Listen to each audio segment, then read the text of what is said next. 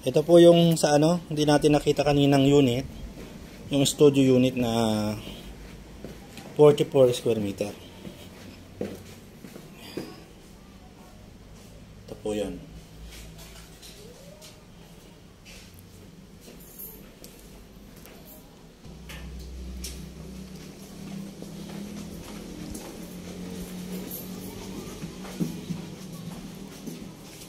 Unit 6.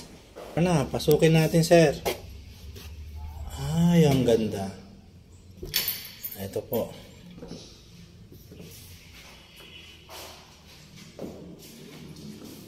Isa dito. Ito po yung CR niya. Lavatory.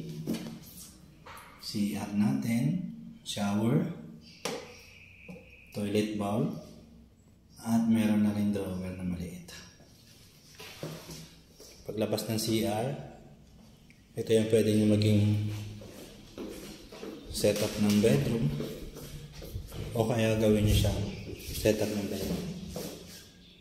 Paglabas nyo po rito ay ang napakagandang view ng lawa ng Taal. Siyempre, kasama na rin ang Taal volcano. Napakasarap tingnan. At ang oras ngayon, alas 4 at napakalamig na ng simoy ng hangin. Napakasarap ng simoy ng hangin.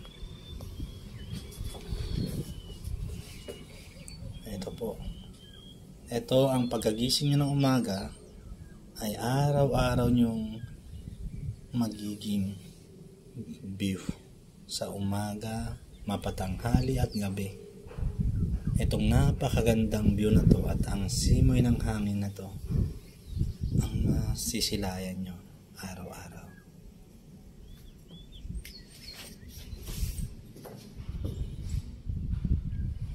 It's a 44 square meter usable floor area kasama ang ating balcony, kitchen, sala at ang CR.